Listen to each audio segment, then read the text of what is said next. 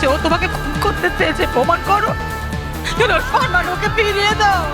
আমার বড্ড কথা, আর কোনো কথার আগে বলবে না তুমি।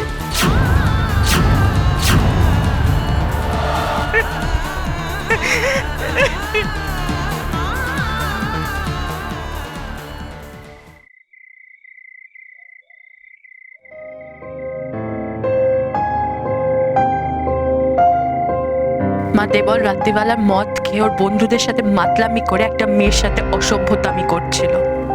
তুমি আমার বিশ্বাসটা কেন ভাঙলে দেবল?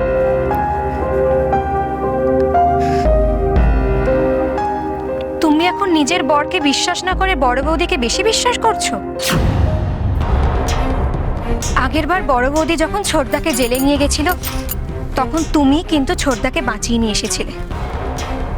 সত্যাবলম্বীর সাথে হাতে হাত মিলিয়ে ছোটদা তোমার অনেক ক্ষতি করেছে, তোমার সাথে অনেক অন্যায় করেছে। কাকে তো একটা বিয়ে পর্যন্ত করতে গেছিল, কিন্তু তখন তো তুমি তোমার বিশ্বাস থেকে একটু সরোনি। স্বামী স্ত্রীর সম্পর্কে বিশ্বাসটা খুব জরুরি সোমা। তোমার ছোটদাকে আমি বিশ্বাস করেছিলাম, কিন্তু আমার বিশ্বাস নিয়ে খেলেছে। ভালোবাসার দোহাই দিয়ে প্রতিদিন কষ্ট আর অপমান সহ্য করেছি। উষসী সত্যি বলছে জেনেও আমি ওর কথায় গুরুত্ব দিইনি। বদলে কি পেয়েছি? অপমান। কেন বলতে পারো সোমা? তা বলে তুমি এখনো বড় বৌদির কথাকে বেশি বিশ্বাস করবে? হ্যাঁ করব, কারণ উষসী আজ সব ছেড়ে ন্যায়ের জন্য লড়ছে। একটা মেয়ে হয়ে অন্য একটা মেয়ের সম্মানের জন্য লড়ছে। নিজের স্বামীকে জেলে রেখে অন্য মেয়ের সম্মানের কথা ভাবাটা কিন্তু বোকামি। ভগবান না করুক সোমা, তোমায় কখনো কোনো পুরুষের কাছে অপমানিত হতে না হয়। আর যদি কখনো হয়, সেদিন তুমি বুঝবে ওই মেয়েটার যন্ত্রণা। আমি এসব ন্যাকামো বুঝিও না, আর বুঝতেও চাই না।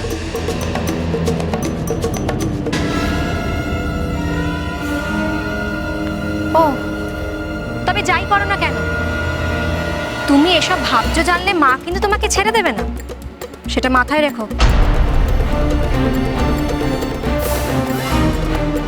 মা, আপনার ছোট ছেলের প্রতি বিশ্বাসকে আঘাত করতে চাই না, কিন্তু আপনার ছোট ছেলের স্ত্রী হিসাবে আপনার বিশ্বাসের পাশে আমি থাকতে পারছি না। আমাকে ক্ষমা করুন মা। বৌদি এটা কি করলো বলো তো? হ্যাঁ, এটা কি ঠিক কাজ করলো? সবার সামনে দিয়ে ওই দেবলকে হাত করা পরিয়ে জেলে পাঠিয়ে দিল। ছি, ছি, ছি। আর ডাইনাও কিছু বললো না। নিজের স্বামীর সাথে কেউ এরকম করে বলো? মায়ের কষ্ট হয় না? দেবল ভালো কাজ করেছে বলে তো আর মনে হচ্ছে না। তুমি বুঝতে পারছো না? হঠাৎ করে কোথাকার একটা মেয়ে সে বৌদির কাছে বড় হয়ে গেল। নিজের মাথাটাকে একটু বিশ্রাম দাও। বড় বৌদির কি করা উচিত কি করা উচিত না এই সংসারে, সেটা নিয়ে তুমি আবার ভাবছো কবে থেকে? তুমি যে নিজেকে ছাড়া অন্য কাউকে নিয়ে ভাবো সেটা তো জানতাম না। আরে বাবা, আমি তো আমার কথাই ভাবছি। দেখো, বদ্দির সাথে যদি মায়ের ঝামেলা হয়, হ্যাঁ, তাহলে তো আমারই লাভ। আমি তো চাই বদ্দি আর মা সত্য হয়ে যাক। বদ্দি ভাবুক সারা দেশের কথা, আর আমি ভাববো শুধু আমাদের কথা আর আমাদের ব্যবসার কথা। হেই শোনো না, এই শাড়িগুলো না যত তাড়াতাড়ি সম্ভব বিক্রি করতে হবে, বুঝলে? বঙ্কু জেলে যাওয়ার পর থেকে না আমার হেভি ভয় করছে, আমাকেও যদি জেলে নিয়ে যায়। অবশ্য কোনো প্রমাণ নেই যে শাড়িগুলো আমি চুরি করেছি, তাই কেউ জানতেও পারবে না, কিন্তু তাও সাবধানে তো কোনো মান নেই, বলো? ভয় ওই একজনকে, বড় বৌদিকে। বড় বৌদি ঠিক খুঁজে বার করবে চুরির পেছনে কার হাত আছে।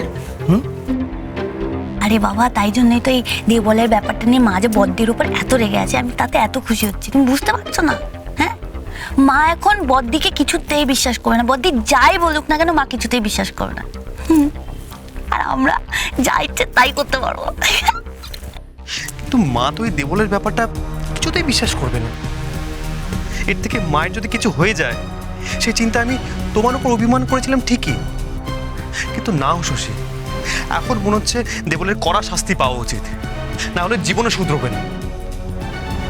বড় দাদা হয়ে আমি ওকে অনেকবার ক্ষমা করে দিয়েছি, কিন্তু আর না।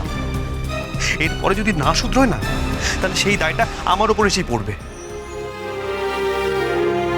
তুমি ঠিকই বলেছ নিশা, আমিও মা আর ডায়নাকে নিয়ে চিন্তায় ছিলাম। ওদের তো কোনো দোষ নেই, অথচ পুরো ঘটনাটায় ওদের সব থেকে বেশি আঘাত পেতে হয়েছে।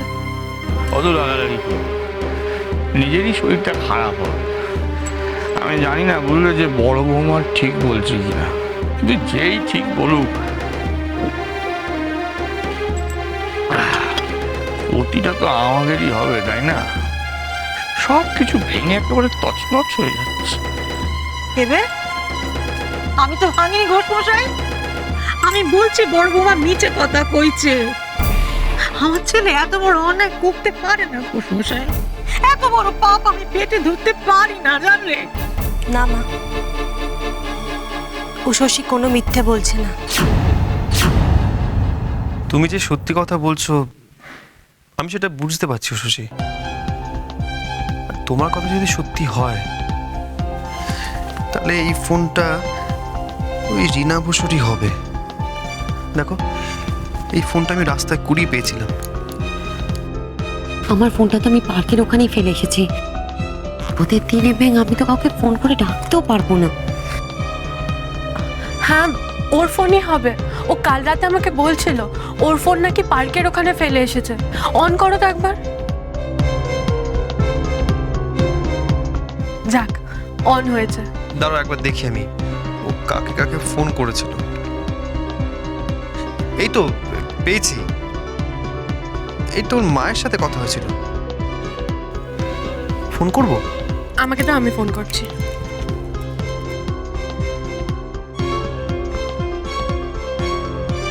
ধরেছে। হ্যালো মাসিমা, মানে রিনার মা বলছেন? নমস্কার মাসিমা, রিনা আছে? আচ্ছা, রিনাকে বলবেন উষসী ঘোষ ফোন করেছে কাল রাতে, যার সাথে ছিল। আচ্ছা মাসিমা, ওকে বলবেন যে, হ্যালো মাসিমা, ফোনটা কেটে গেল না কেটে দিল?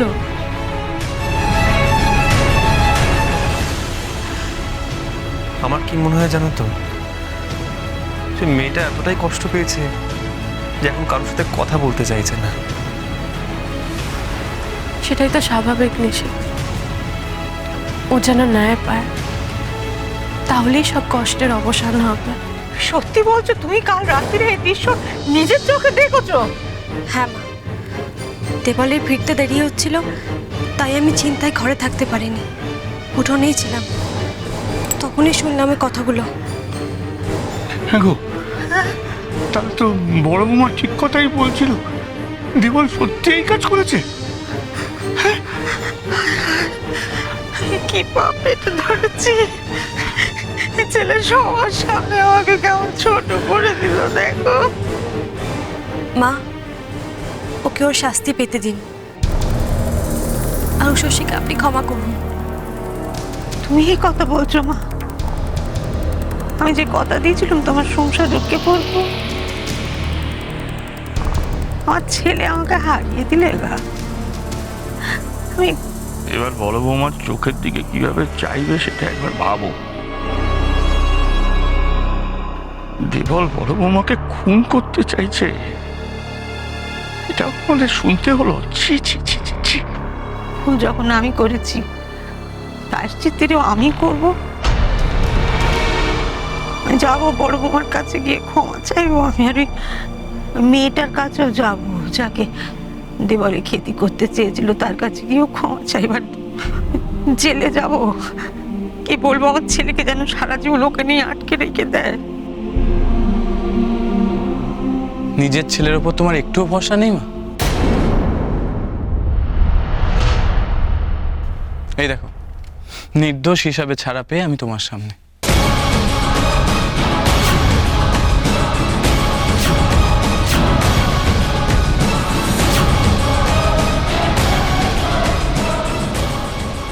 তো ছোট ভাইকে বারবার জেলে পাঠাতে তোর বউ।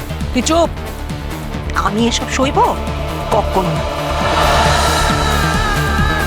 শোনো না, শোনো না, আমার কথা শোনো না। বলছিলাম বড় বৌমাকে বাড়ি থেকে তাড়িয়ে দিলে কি তোমার সম্মানটা বাড়বে? সরে যাও বলছি।